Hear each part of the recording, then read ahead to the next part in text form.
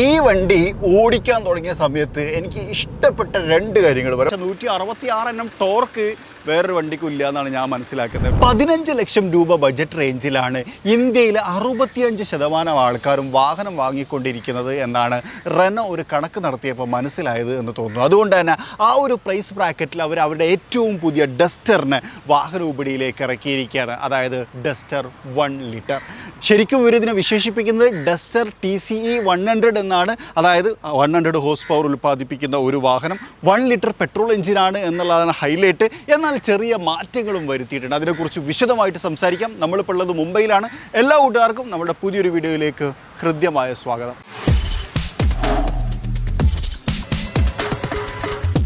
വിശദമായ വീഡിയോയിലേക്ക് പോകുന്നതിന് മുമ്പ് നമ്മുടെ ചാനൽ ആദ്യമായിട്ട് കാണുന്ന സുഹൃത്തുക്കളാണെന്നുണ്ടെങ്കിൽ ഒന്ന് ഫോളോ ചെയ്യാനും മറക്കരുത്. അതുപോലെ തന്നെ ഈ ഒരുപാട് വീഡിയോസ് കാണുന്നതിനിടയിൽ നമ്മുടെ ചാനൽ സബ്സ്ക്രൈബ് ചെയ്യാൻ മറന്നിട്ടുണ്ടെന്നുണ്ടെങ്കിൽ ഒന്ന് സബ്സ്ക്രൈബ് ചെയ്യാനും വേണ്ടി ഓർമ്മപ്പെടുത്താണ്. ഒറ്റ നോട്ടത്തിൽ നോക്കിക്കഴിഞ്ഞാൽ നേരത്തെ നമ്മൾ കണ്ട ഡസ്റ്റർ പോലെ തന്നെയാണ്. വലിയ മാറ്റങ്ങളൊന്നുമില്ല. കാരണം സെയിം ഷേപ്പാണ്, സെയിം ലെങ്ത്താണ്, സെയിം വിഡ്ത്താണ്. എന്നാൽ ചെറിയ മാറ്റങ്ങൾ വരുത്തിയിട്ടുണ്ട്. അതങ്ങനെ പറയുന്നതിൽ അർത്ഥമില്ല. കാരണം ഇത് ഡസ്റ്ററിൻ്റെ വേരിയൻ്റ് തന്നെയാണ്. പുതിയൊരു എഞ്ചിൻ വന്നു, പ്രൈസിൽ വ്യത്യാസം വന്നു എന്നുള്ളതാണ്. എന്നാൽ ചില ഗ്രാഫിക്കൽ ചേഞ്ചുകളും ഫീച്ചർ കട്ടിങ്ങും ഇതിനകത്ത് കൊണ്ടുവന്നിട്ടുണ്ട് എന്നുള്ളതാണ്. ഇപ്പോൾ ഫ്രണ്ട് നോക്കുന്ന സമയത്ത് LED ലാമ്പിംഗ് സിസ്റ്റവും അതുപോലെ തന്നെ ഡസ്റ്റർ എന്ന് പറഞ്ഞ ലെറ്ററിങ്ങും ഒക്കെ തന്നെയാണ് കൊടുത്തേക്കുന്നത്. എന്നാൽ ഇവിടെ 360 ഡിഗ്രി ക്യാമറാവിൻ്റെ ആ ഒരു സാധനം മിസ്സിംഗ് ആണ്.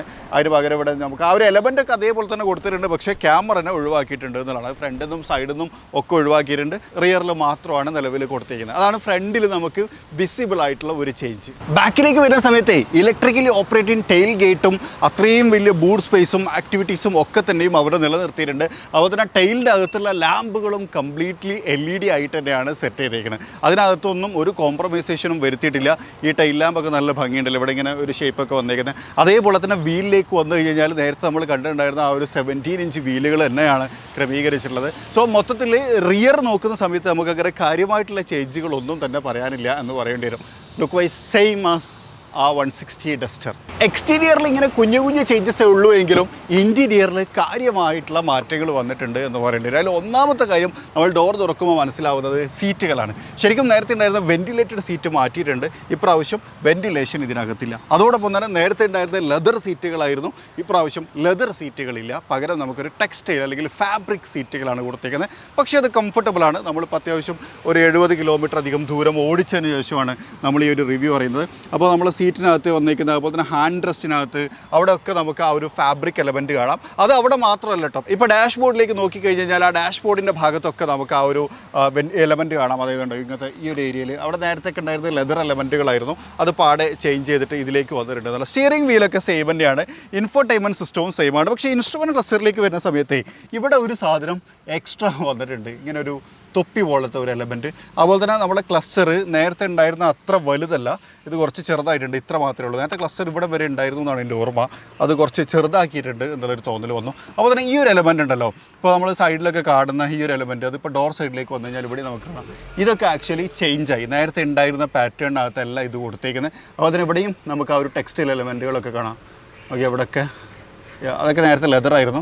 ഈ മെറ്റീരിയലൊക്കെ ഏറെക്കുറെ സെയിം ആണെന്നാണ് ഞാൻ വിശ്വസിക്കുന്നത്. ബാക്കി കൺട്രോളുകളൊക്കെ സെയിം തന്നെയാണ്. ഈവൻ ഈ ഒരു മ്യൂസിക് സിസ്റ്റത്തിൻ്റെ കൺട്രോളൊക്കെ അതേപോലെ തന്നെ കൊടുത്തിട്ടുണ്ട്. ഇലക്ട്രിക്കലി ഓപ്പറേറ്റിംഗ് ടെയിൽ ഗേറ്റിൻ്റെ ബട്ടൺ അതൊക്കെ അവിടെ തന്നെ കൊടുത്തിട്ടുണ്ട്. അതുകൊണ്ട് അതൊന്നും കാര്യമായിട്ടുള്ള മാറ്റമായിട്ട് എനിക്ക് പറയാനില്ല എന്നുള്ളതാണ്. സീറ്റ് വെന്റിലേഷൻ ഒഴിവാക്കിയെങ്കിലും പാനറമിക് സൺറൂഫ് ഒഴിവാക്കിയിട്ടില്ല. അത് അവിടെ തന്നെ കൊടുത്തിട്ടുണ്ട്. പിന്നെ സ്പേഷ്യസ് ആണ്. നേരത്തെ നമ്മൾ പറഞ്ഞ എല്ലാ കാര്യങ്ങളും ഇതിനകത്ത് തന്നെ ഉണ്ട്. ആപ്പിൾ കാർപ്ലേ, ആൻഡ്രോയിഡ് ഓട്ടോ തുടങ്ങിയിട്ടുള്ള കാര്യങ്ങളൊക്കെ ഉള്ള നമ്മുടെ ഡിജിറ്റൽ ഇൻഫോർടൈൻമെൻറ്റ് സിസ്റ്റം, ആ ഒരു കാര്യങ്ങളൊക്കെ നമുക്കവിടെ കാണാം. ഈ ബട്ടൺസൊക്കെ നോക്കിയാൽ അതൊക്കെ ആ ഒരു ക്വാളിറ്റി അതേപോലെ തന്നെ നിലനിർത്തിയിട്ടുണ്ട്. വയർലെസ് ചാർജിങ് യൂണിറ്റ് കൊടുത്തിട്ടുണ്ട്. C ടൈപ്പ് ചാർജിങ് പോർട്ടുകൾ കാണാം. പിന്നെ ഇത് മാനുവലിനകത്ത് മാത്രമേ അവൈലബിൾ ഉള്ളൂ. 3 വേരിയൻ്റ് ആയിട്ടും ഇത് അവൈലബിൾ ആണ് എന്നുള്ളതാണ്. അപ്പോൾ അതിൻ്റെ പ്രൈസ് ഞാൻ ജസ്റ്റ് ഒന്ന് നിങ്ങൾക്ക് പറയാം. ഓതൻറ്റിക് എന്ന് പറയുന്നതിനകത്ത് ആണ് ഫസ്റ്റ് വേരിയൻറ്റ് വരുന്നത്. അതിൻ്റെ വില 10,49,000 രൂപയാണ്. മേ ബി അതിലേക്ക് വരുന്ന സമയത്ത് കുറച്ച് ഫീച്ചേഴ്സ് ഇവർ കട്ട് ചെയ്യാനുള്ള സാധ്യത ഞാൻ കാണുന്നുണ്ട്. രണ്ടാമത്തത് എവല്യൂഷൻ എന്ന് പറയുന്ന വേരിയൻ്റാണ്. അത് 11,69,000 അതിൻ്റെ പ്രൈസ് വരുന്നത്. 11,69,000 എക്സ്ഷോറൂം പ്രൈസ് ആട്ടോ. മൂന്നാമത്തത് ടെക്നോ എന്ന് പറയുന്നതാണ്. 160 എവല്യൂഷൻ എന്ന് പറയുന്ന വേരിയൻ്റിനകത്ത് മാത്രമാണ് നമുക്ക് ഓട്ടോമാറ്റിക് ഉള്ളത്. അതാണ് അതിൻ്റെ ബേസ് വേരിയൻറ്റ്. അത് 14 ലക്ഷത്തി സംതിങ് ആണ് അതിന് വില വരുന്നത്. 14,29,000 ആ ഒരു പ്രൈസ് റേഞ്ചിലാണ് ഇത് വരുന്നത് എന്നുള്ളതാണ്. സോ ഇതാണ് ഏറ്റവും പുതിയ മാനുവൽ ട്രാൻസ്മിഷൻ്റെ അല്ലെങ്കിൽ 1 ലിറ്റർ പെട്രോൾ മാനുവൽ ട്രാൻസ്മിഷൻ്റെ പ്രൈസ് റേഞ്ച് വരുന്നത്. ഇനി ഞാൻ എഞ്ചിനെ കുറിച്ച് സംസാരിക്കാം. ബാക്കിലത്തെ സീറ്റൊക്കെ സെയിം തന്നെ കേട്ടോ, മാറ്റങ്ങളൊന്നുമില്ല. ആംബ്രസ്റ്റ് ഉണ്ട്, അതേപോലെ തന്നെ ഫാബ്രിക്കിലാണ് സീറ്റ് വന്നിട്ടുള്ളത്. ലെതറിനെ റീപ്ലേസ് ചെയ്തിട്ടുണ്ട്. ബാക്കിൽ നമുക്ക് AC വെൻറ്റിനെയും കൊടുത്തിട്ടുണ്ട്. ഇനി നമ്മൾ എഞ്ചിനിലേക്ക് വരാം. 999cc എഞ്ചിനാണ്, അതായത് 999 cc ടേബോ പെട്രോൾ എഞ്ചിനാണ്. അത് 100 PS പവറും 166 Nm ടോർക്കും ഉൽപ്പാദിപ്പിക്കും എന്നുള്ളതാണ്. ഈ ഒരു സെഗ്മെൻറ്റ് വെച്ച് നോക്കുന്ന സമയത്ത് 100 PS എന്ന് പറയുമ്പോൾ ചില വണ്ടികൾ 106 ഉണ്ട്, 110 ഉണ്ട്, 115 ഉണ്ട്, അങ്ങനെ ആ റേഞ്ചിലൊക്കെ ഉണ്ട്. അപ്പോൾ അതിലിട്ട് അത്യാവശ്യം കോമ്പറ്റീവാണ്. പക്ഷേ 166 Nm ടോർക്ക് വേറൊരു വണ്ടിക്കും ഇല്ല എന്നാണ് ഞാൻ മനസ്സിലാക്കുന്നത്, വേറെ സെഗ്മെൻറ്റ് ഏറെക്കുറെ ഇതിലിട്ട് കമ്പയർ ചെയ്യുന്ന സമയത്ത്. സോ അത്യാവശ്യം ടോർക്കി ആയിട്ടുള്ള ഒരു എഞ്ചിനാണ്, നല്ല പെർഫോമൻസ്. പിന്നെ ഇത് 3 സിലിണ്ടർ എഞ്ചിനാണ്. വൈബ്രേഷനൊക്കെ കണ്ടപ്പോൾ നിങ്ങൾക്ക് ഏറെക്കുറെ മനസ്സിലായിട്ടുണ്ടാവുമെന്ന് വിചാരിക്കുന്നു. പക്ഷേ പെർഫോമൻസിൻ്റെ കാര്യത്തിൽ കിടിലനാട്ടോ, ഒന്നും പറയാനില്ല. ഞാൻ ഡ്രൈവ് ചെയ്ത് കാണിക്കാം. ഈ വണ്ടി ഓടിക്കാൻ തുടങ്ങിയ സമയത്ത് എനിക്ക് ഇഷ്ടപ്പെട്ട 2 കാര്യങ്ങൾ പറയാം. ഒന്നാമത്തെ കാര്യം ഗിയർ. ശരിക്കും പറഞ്ഞാൽ നല്ല അടിപൊളി ട്രാൻസ്മിഷനായിട്ട് എനിക്ക് തോന്നി. അതായത് എനിക്കിഷ്ടപ്പെട്ടു, ഓക്കെയാണ്, പക്കാണ്.